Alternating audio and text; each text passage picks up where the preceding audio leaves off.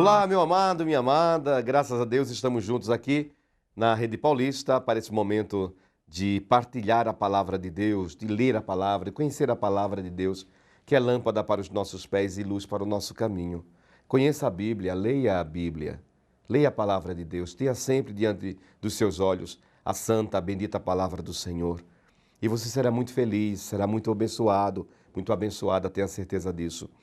Meu amado irmão, voltando um pouquinho à história de Josafá, do rei Josafá. Para mim é uma história muito bonita, a história de Josafá. Mais uma vez eu exorto aos amados a lerem a história de Josafá, que está nos capítulos 17, 18, 19 e 20 do segundo livro de Crônicas, perdão. Segundo livro das Crônicas, capítulos 17, 18, 19 e 20 do segundo livro das Crônicas. Vocês sabem que o rei Josafá estava indo com seu exército para o vale e lá haveria uma grande batalha, um grande duelo entre o exército de Judá, que era um exército menor, e o grande exército formado pelos amonitas e moabitas e também pelos habitantes da montanha de Seir. Então o que acontece? Quando Josafá estava indo, a Bíblia diz que Jaziel, cheio da sabedoria do Espírito Santo, falou para Josafá e para todo o Judá: não tenham medo, a peleja é do Senhor, a batalha é do Senhor. Então, eles confiaram nisso. O que Josafá fez? Ele adorou a Deus com o povo e ele colocou os levitas, os sacerdotes, à frente do exército, tocando as flautas, tocando as harpas, louvando a Deus. Porque naquele tempo, o exército, quando se aproximava de outro exército, se aproximava fazendo barulho, para assustar justamente o outro exército, para dar a impressão de que aquele exército estava ali invencível, não? Aquele exército poderoso estava se aproximando e eles faziam muito barulho, batendo inclusive nos escudos.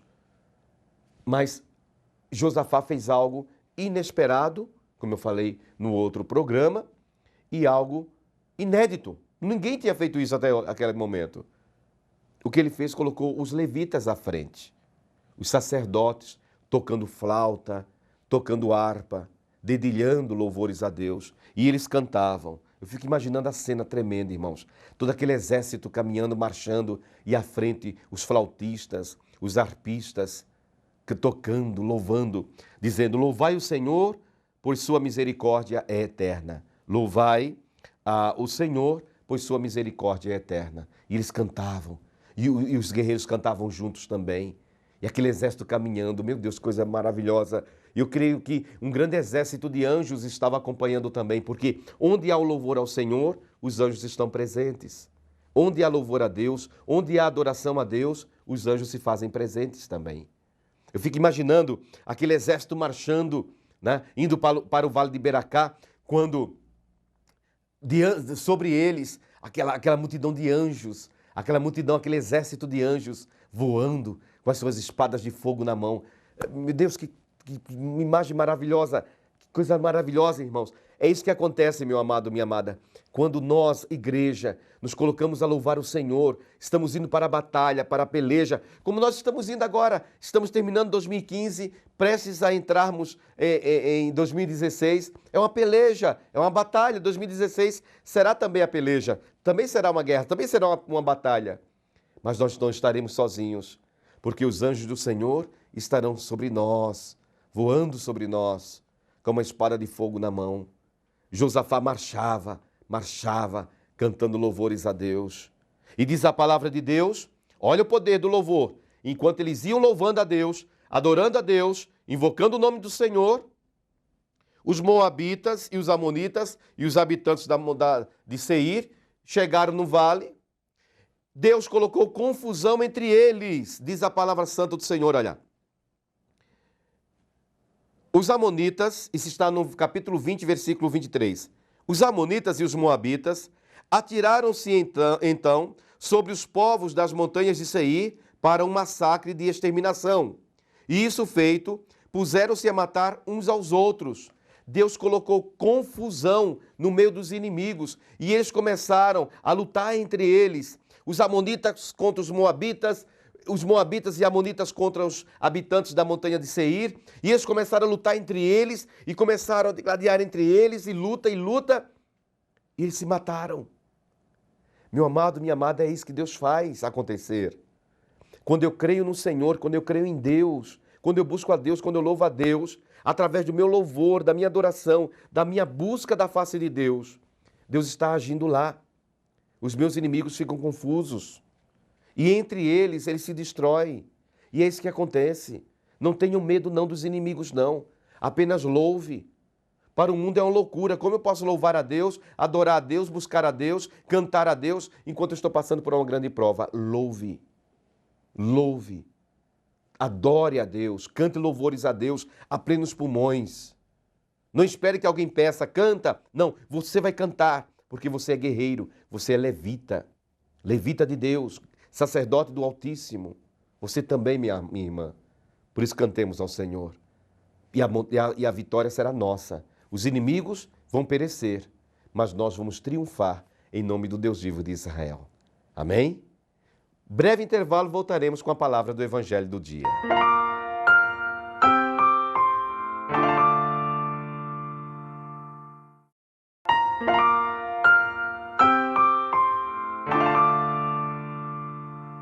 Olá, meu amado, minha amada, vamos lá para o Evangelho, Santo Evangelho. Quero lembrar que a palavra Evangelho significa boa notícia, boa nova. Uma boa notícia, não é uma má notícia, é uma boa notícia. E o centro do Evangelho, o coração do Evangelho, está aquela passagem maravilhosa que está no Evangelho de São João, Evangelho de São João, no capítulo 3 do Evangelho de João, capítulo 3 do Evangelho de São João, no versículo 16, que diz assim: com efeito, de tal modo Deus amou o mundo, que Ele deu seu Filho único, para que todo que nele crer não pereça, mas tenha a vida eterna. Aqui está o coração do Evangelho. Aqui está a boa nova, a boa notícia. Deus me amou, amou o mundo, me amou, a criação, a mim e a você.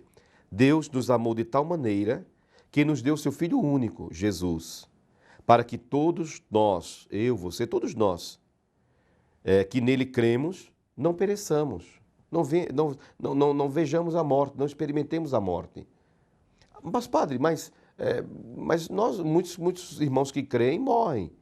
Irmãos, nós não podemos esquecer que quando o Senhor Deus promete que nós não morreremos, não é a primeira morte, são duas mortes. A primeira morte é a morte do corpo, a segunda morte é a morte espiritual. É o lago de fogo e de enxofre, o tanque de enxofre, como está em Apocalipse 20, 14. Então, quando diz aqui, olha, para que todo que nele crer não pereça, não morra, aquele não passe para aquela experiência da segunda morte após na vida eterna, não é? Mas tenha a vida eterna. Então, vamos agora para o Evangelho de São Lucas, no capítulo 21, versículo 20 ao 28.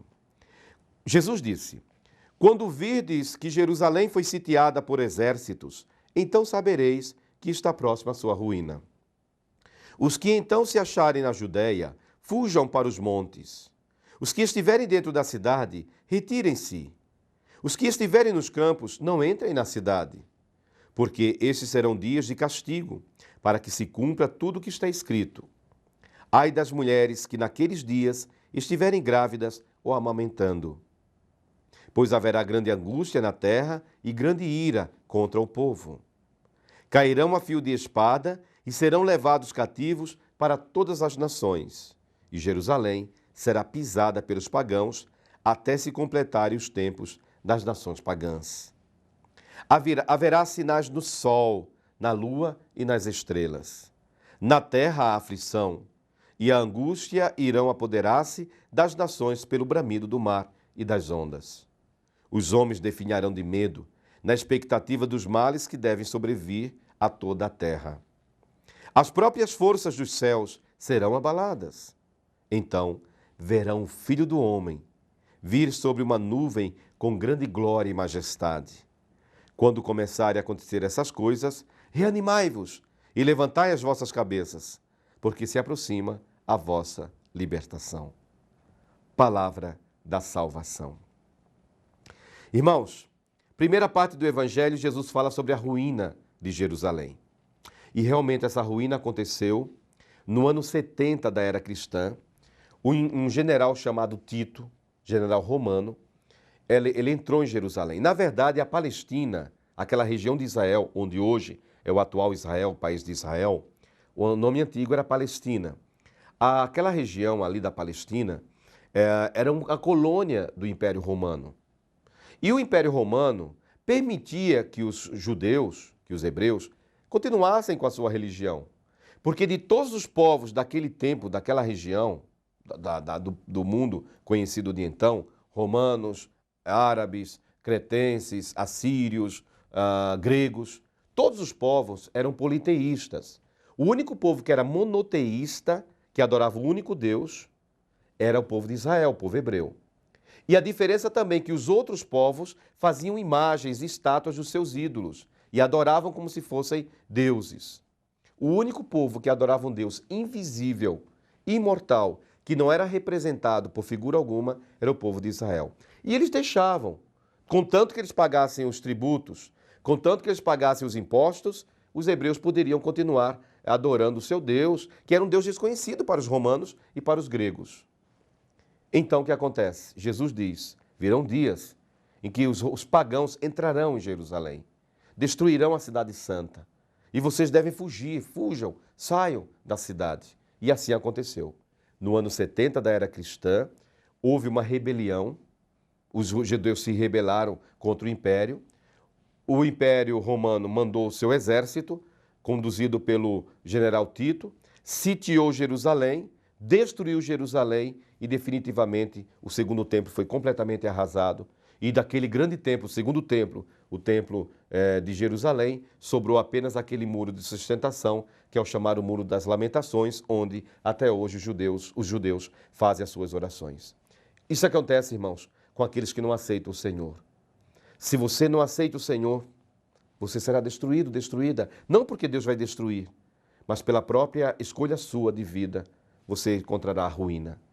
Busque a Deus, se entregue a Jesus e você será salvo, salva, com certeza. Deus abençoe a todos, em nome de Jesus de Nazaré, e até amanhã, se Deus quiser.